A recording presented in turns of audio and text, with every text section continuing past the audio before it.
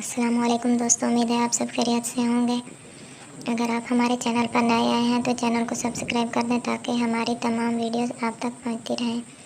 جیسا کہ آپ جانتے ہیں، ہم رمضان المبارک کے حوالے سے صحیح بخاری کی حدیث پڑھ رہے ہیں۔ آج ہم پڑھنے جا رہے ہیں چیپٹر نمبر 33 اور حدیث نمبر 1941، 42 اور 43۔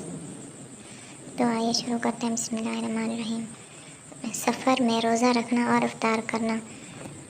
ہم سے علی بن عبداللہ مدنی نے بیان کیا، کہا ہم سے سفیان بن عیینہ نے بیان کیا، ان سے ابو اسحاق سلیمان شیبانی نے، انہوں نے عبداللہ بن ابی اوفی رضی اللہ تعالیٰ عنہ سے سنا کہ ہم رسول اللہ صلی اللہ علیہ وسلم کے ساتھ سفر میں تھے۔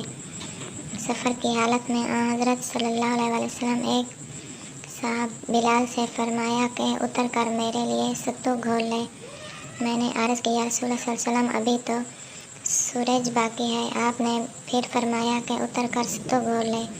آپ کی مرتبہ بھی انہوں نے وہی عرض کی، یا رسول اللہ صلی اللہ علیہ وسلم، ابھی سورج باقی ہے، لیکن آپ کا حکم اب بھی یہی تھا کہ اتر کر میرے لیے ستو گھول لے۔ پھر آپ نے ایک طرف اشارہ کر کے فرمایا کہ جب تم دیکھو کہ رات یہاں سے شروع ہو گئی تو روزہ دار کو روزہ افطار کر لینا چاہیے۔ اس کی تابعت جریر اور ابو بکر بن عیاش نے شیبانی کے واسطہ سے کی ہے، اور اسے ابو اوفی رضی اللہ تعالیٰ عنہ نے کہا کہ میں رسول اللہ صلی اللہ علیہ وسلم کے ساتھ سفر میں تھا۔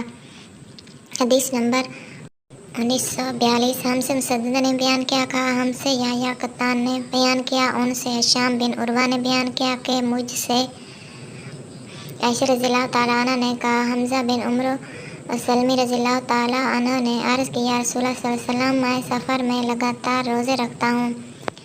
حدیث نمبر 1943۔ سند امام بخاری نے کہا کہ اور ہم سے عبداللہ بن یوسف نے بیان کیا، انہیں امام مالک نے خبر دی، انہیں ہشام بن عروہ نے، انہیں ان کے والد نے، اور انہیں نبی کریم صلی اللہ علیہ وسلم کی زوجہ محترمہ عائشہ رضی اللہ تعالیٰ عنہا نے کہ حمزہ بن عمرو سلمی رضی اللہ تعالیٰ عنہ نے نبی کریم صلی اللہ علیہ وسلم سے عرض کی، میں سفر میں روزہ رکھوں۔ وہ روزے بکثرت رکھا کرتے تھے۔ حضرت صلی اللہ علیہ وسلم نے فرمایا کہ اگر جی چاہے تو روزہ رکھ اور جی چاہے افطار کر۔ ہماری آج کی ویڈیو یہاں پر ختم ہوتی ہے۔ ہم اپنی اگلی ویڈیو کے ساتھ پھر آپ لوگوں کی خدمت میں حاضر ہوں گے۔ تب تک کے لیے اللہ حافظ۔